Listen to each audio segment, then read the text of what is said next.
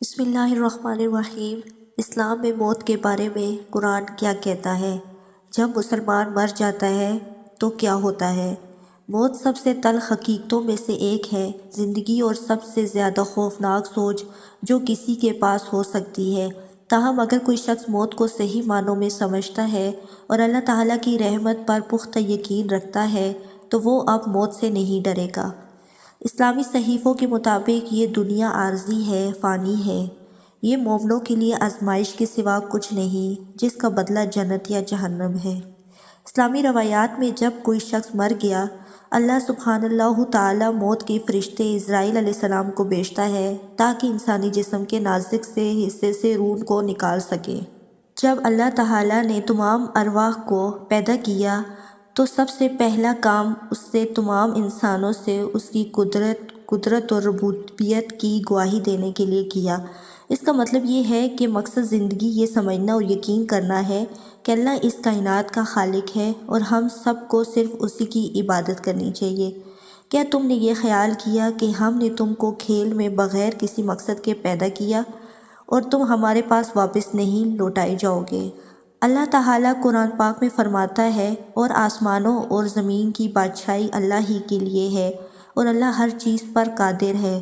بے شک آسمانوں اور زمین کی پیدائش اور رات اور دن کے بدلنے میں عقل والوں کے لیے نشانیاں ہیں، جو کھڑے ہو کر یا بیٹھے ہوئے یا لیٹے ہوئے اللہ کو یاد کرتے ہیں اور آسمانوں اور زمین کی تخلیق میں غور کرتے ہیں اور کہتے ہیں کہ اے ہمارے رب، تو نے ایسے بے مقصد پیدا نہیں کیا، تو بلند ہے، ایسی چیز سے اوپر ہے، تو ہمیں آگ کے عذاب سے بچا۔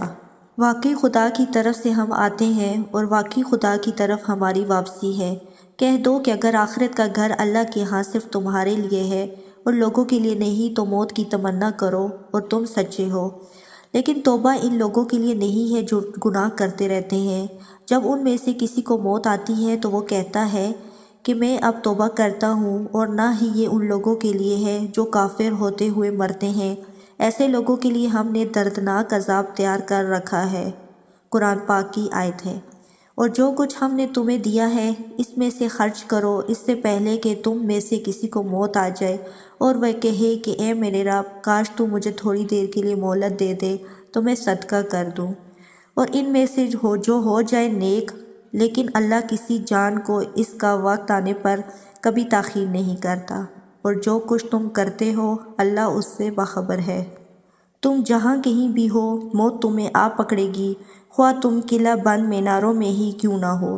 اگر ان کو کوئی بھلائی پہنچتی ہے تو کہتے ہیں کہ یہ اللہ کی طرف سے ہے، اور جب کوئی برائی پہنچتی ہے تو کہتے ہیں یہ تمہاری طرف سے ہے۔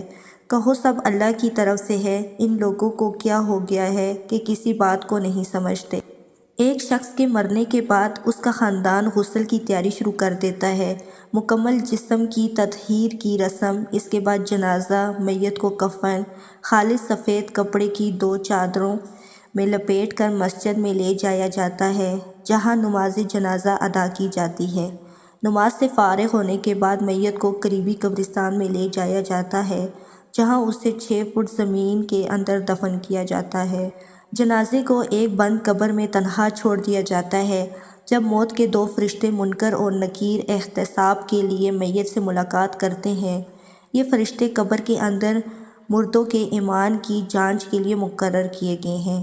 یہ خیال کیا جاتا ہے کہ جیسے ہی منکر اور نکیر قبر میں داخل ہوتے ہیں تو وہ آپ کو ہٹاتے ہیں اور آپ کے ایمان کی جانچ کے لیے درج ذیل سوال کرتے ہیں: تمہارا رب کون ہے؟ تمہارا نبی کون ہے؟ تمہارا ایمان کیا ہے؟ مذکورہ بالا سوالات کے جوابات اس بات کا تعین کرتے ہیں کہ آیا کہ روح قیامت تک سکون سے رہے گی، یا آپ کو اس وقت تک سخت سزا دی جائے گی جب تک کہ اللہ تعالیٰ دوسری صورت میں حکم نہ دے دے۔ اسے برزخ کا مرحلہ کے نام سے بھی جانا جاتا ہے، وہ رکاوٹ یا پردہ جو 2 چیزوں کے درمیان کھڑا ہو جاتا ہے جو مل نہیں سکتی، آخرت یا زندگی ہے۔